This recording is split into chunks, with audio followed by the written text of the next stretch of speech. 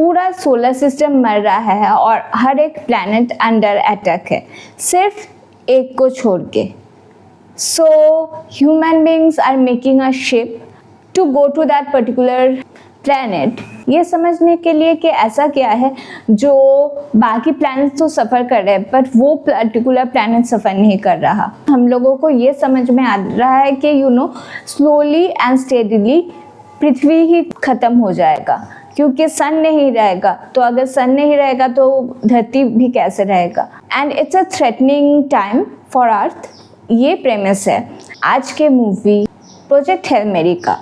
Hi, welcome to today's episode of चा popcorn आ रहा है।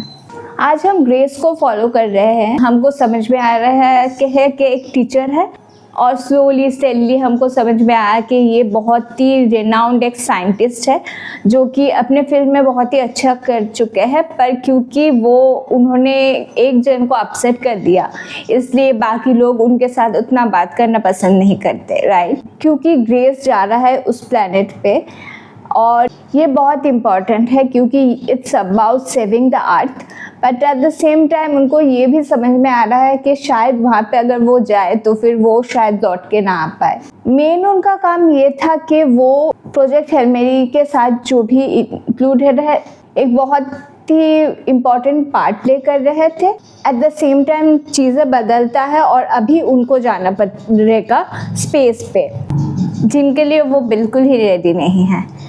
और दूसरे लोग उनको समझाते हैं कि this is for a greater good. उनको मानना ही पड़ता है जद्दोजहद के बाद। और जब उनका आँख खुलता है स्पेस पे, वहाँ पे उनको ये समझ में आता है कि बाकी जो लोग ट्रैवल कर रहे थे उनके साथ, उनका बॉडी वो ले नहीं पाया। सिर्फ वो ही इस स्पेस शिप में सिर्फ और सिर्फ वो ही अभी जिंदा है। एक सैडनेस, एक ब्लरी फीलिंग उनको घेर लेता है कि उनको समझ में नहीं आता कि क्या हो रहा है क्या नहीं हो रहा। फिर उनके कॉलीग्स को वो बाय बोलते हैं और फिर धीरे धीरे वो अपना चीज़ें करना स्टार्ट करते हैं और वो डिस्कवर करते हैं किसी और बीइंग को। तो कौन है ये? उनको समझ में आता है कि यहाँ पे सिर्फ वो ही अकेले नहीं हैं और भी एक स्पेसशिप है। और उनको ये भी समझ में आता है कि उस स्पेसशिप में भी जो लाइफ है वो भी अकेले है। फिर कैसे ये दोनों एक दूसरे के साथ एक बॉन्डिंग क्रिएट करते हैं, कैसे ये दोनों एक दूसरे पे रिलाई होते हैं जब डिफ़िकल्ट टाइम आता है, कैसे एक दूसरे को प्रॉब्लम से बाहर निकालते हैं, प्रॉब्लम सॉल्व करने में हेल्प करते हैं और कैसे एक दूसरे के साथ एक बॉन्ड क्रिएट करता है जो कि बहुत ही न्यू है। ऑनेस्टली साईफाई मूवी हम सभी ने देखा है, पर ऐसा different kind of a sci-fi जो एक बिगर पिक्चर को शो करता है कि एक ह्यूमन टू ह्यूमन कनेक्शन हम लोग बोल सकते हैं, राइट। पर एक human to different beings connection is portrait so beautifully, मुझे बहुत ही अच्छा लगा।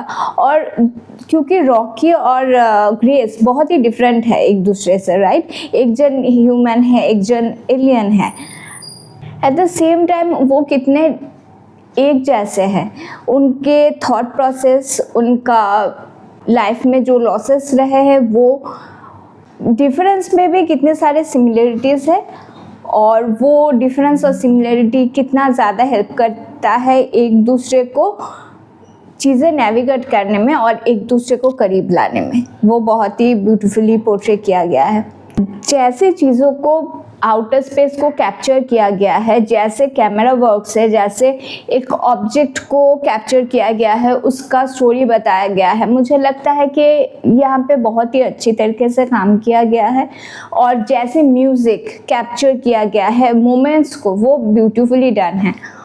और जैसे हर एक रिलेशनशिप को पोर्ट्रे किया गया है, फ्रेंडशिप, कॉलीग, पार्टनर्स, और कैसी चीज़ें जब डिफ़िकल्ट हो रहा है तब हम लोग हाथ पे हाथ धरे बैठे नहीं रहे, हम लोग जा रहे हैं और कुछ करने के लिए। उसका अंजाम क्या होगा हमको नहीं पता, चीज़ें को सॉल्व कैसे करनी है नहीं पता, सिर्फ एक ही चीज़ पता है कि you are smart and you are able to handle it.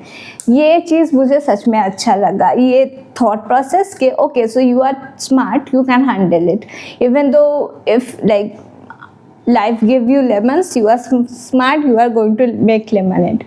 It was really nice to watch this kind of a movie. It was really well created. ये मूवी मैं आपको डिफरेंटली रेकमेंड करने वाली हूँ.